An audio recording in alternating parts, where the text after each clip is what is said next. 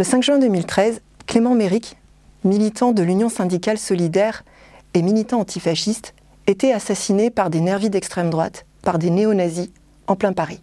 Les accusés, Esteban Morillo et Samuel Dufour, ont été condamnés en première instance, respectivement, à 11 ans et 7 ans de réclusion criminelle pour cet assassinat. Ils ont décidé de faire appel et ont été laissés libres en attente de ce procès. Ce procès s'achèvera le 4 juin 2021, soit la veille du rassemblement en hommage à Clément.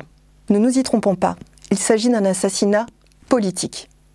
Clément est mort pour s'être opposé au fascisme et notamment à des membres de l'organisation d'extrême droite Troisième Voie, créée par Serge Ayoub, surnommé Batskin, qui est un militant néo-nazi. L'appel fondé par les accusés n'a pour seul objectif que d'amoindrir les peines encourues devant la cour d'assises. Ces gens-là n'ont absolument pas changé d'idéologie. Et à l'heure où les idées d'extrême droite ont tapis rouge, que des grands groupes télévisuels recrutent des chroniqueurs, y compris des délinquants multirécidivistes de la haine raciale, uniquement pour faire de l'audimat, il faut sans cesse s'opposer à l'extrême droite, à ses idées nauséabondes, et donc à ce titre, rendre hommage aux victimes du fascisme. Clément n'est malheureusement pas une exception, et nombreux sont nos camarades tombés face à l'extrême droite.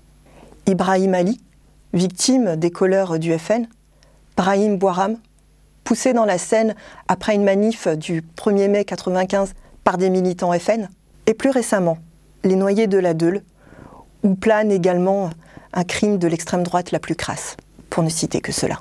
Parce que l'extrême droite, le fascisme, ce n'est pas que de l'histoire, c'est aussi des crimes qui ont lieu ici et maintenant.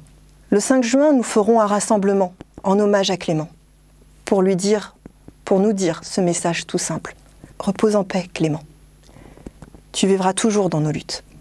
Et c'est pourquoi, dans la lignée de ces combats, le 12 juin, nous vous invitons, avec une 60aine d'organisations, de syndicats, de partis, d'associations, à venir marcher contre les idées de l'extrême droite et pour défendre nos libertés fondamentales si durement éprouvées.